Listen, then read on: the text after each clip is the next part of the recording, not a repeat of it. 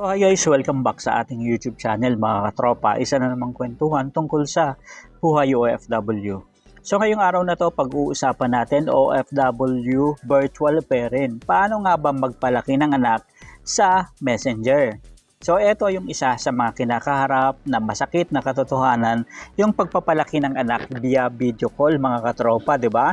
So paano maging ATM lang sa sariling anak? Well, usapan ng buhay OFW ngayong araw na to mga katropa. So mga kabady, aminin na natin na masakit ang katotohanan na ang pinakamahirap na trabaho ng isang OFW ay hindi yung mahabang oras sa pinapasukan mo, sa pabrika, ospital, sa supermarket man yan, sa opisina, o kung saan-saan pa. Hindi ang paglilinis ng bahay at pagsisilbi sa ibang lahi mga katropa. Ang pinakamahirap na trabaho ay ang maging magulang sa pamamagitan ng screen ng iyong cellphone. Yung gigising ka sa madaling araw para lang mahabol ang gising nila bago ka pumasok sa school. Yung iinit ang cellphone mo sa katatawag pero ang isasagot lang sa iyo ng anak mo ay okay lang ma o kaya okay lang pa. So, padala mo na yung pambili ng sapatos, yung pambili ng ganito. Masakit, di ba? So, ngayong araw na to, kabady, dito sa Usapang Business, Buhay OFW, pag-usapan natin ang totoong senaryo.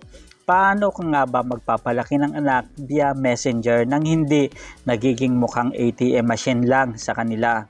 So, panoorin mo to hanggang dulo, kabady. Bago natin solusyonan, silipin muna natin kung bakit nga ba lumalayo ang loob ng mga anak natin kahit araw-araw naman tayong naka-video call sa kanila. Ito ang tatlong maling nagagawa natin dahil sa matinding pangungulila. Number 1 is yung guilt buying o pera ang pampalit sa oras na wala tayo sa kanila. Dahil nga mga katropa, tayong mga OFW ay wala sa tabi tuwing birthday, graduation, binabahan natin sila ng mga mamahaling sapatos, bagong iPhone o malaking allowance.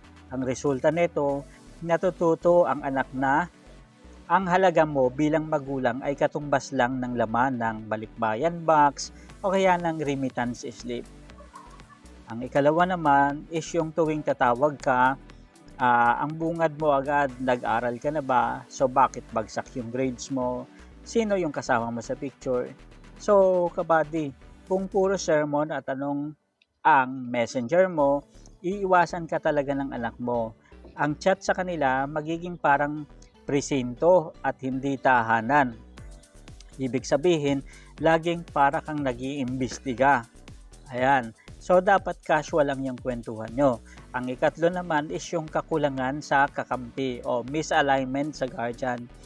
Iba ang utos mo sa chat at iba naman ang ginagawa ni lolo, ni tita o ng asawa mo na nag-aalaga sa Pilipinas. So, walang pagkakaisa. Nawawala ng respeto ang bata sa inyong dalawa. So, paano ba natin babaguhin?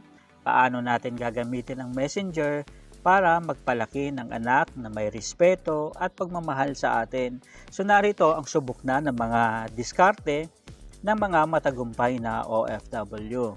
So number 1 mga katropa is diskarte number 1, huwag lang kumusta, ikwento mo yung araw mo sa kanila. Huwag mong intayin na sila yung magsalita, buksan mo ang camera habang nagluluto ka ng pagkain o kaya habang naglalakad ka pa uwi mula sa trabaho. Sabihin mo sa anak mo, tingnan mo, ang lamig dito ngayon o ang dami kong ginagawa sa trabaho.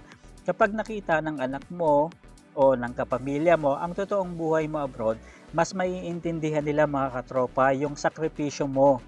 Doon kasi nagsisimula yung tunay at totoong connection nyo sa isa't isa. Ang diskarte number 2 is yung gumawa ka ng digital routine. Hindi mo kailangang mag-chat 24 hours a day. Ang kailangan lang ay consistency. So kung pwedeng sabay kayong mag-almusal kahit gabi sa iyo at umaga naman sa kanila, gawin ninyo ito. I-set up ang cellphone sa lamesa, walang seryosong usapan, parang magkasalo lang talaga kayo sa hapagkainan. And ang diskarte number 3 naman natin is maglaro at manood ng sabay. So mga katropa, mga kabady natin, ang mga kabataan kasi ngayon, iba na ang mundo. Kung ang anak mo ay naglalaro ng Roblox o kaya Mobile Legend, i-download mo rin yan.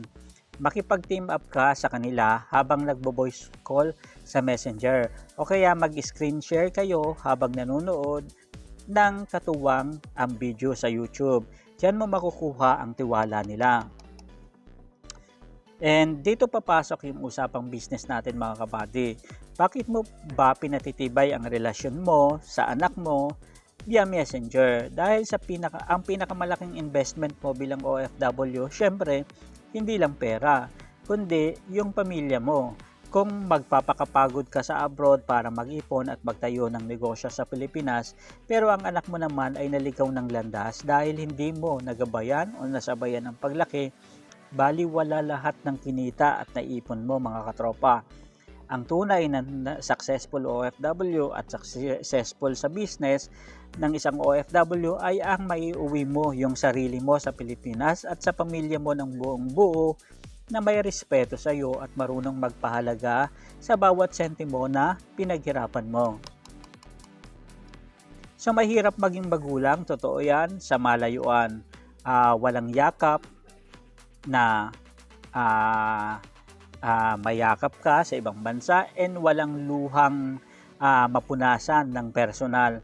Pero tandaan mo kabady, mga katropa, hindi distansya yung sumisira sa relasyon ng pamilya ng mga OFW sa Pilipinas, kundi yung kawalan ng communication.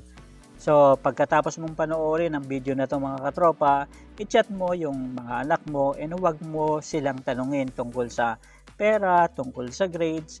Sabihin mo lang sa anak mo na namimiss kita, na namimiss mo sila, gusto ko lang marinig yung boses mo ngayon, and konting kwentuhan na casual.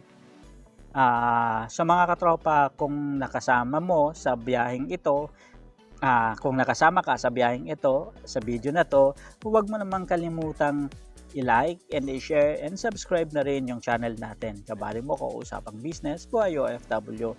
And syempre, i-click mo na rin yung notification bell para lagi kang updated sa mga totoong kwento at discarding OFW mga katropa. So, ikaw kabady, bilang OFW, ano yung pinakamahirap na naranasan mo sa pagpapalaki ng anak mo habang nasa abroad ka?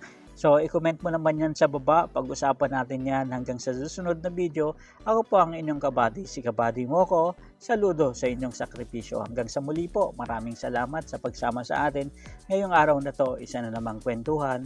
Maraming salamat at paalam.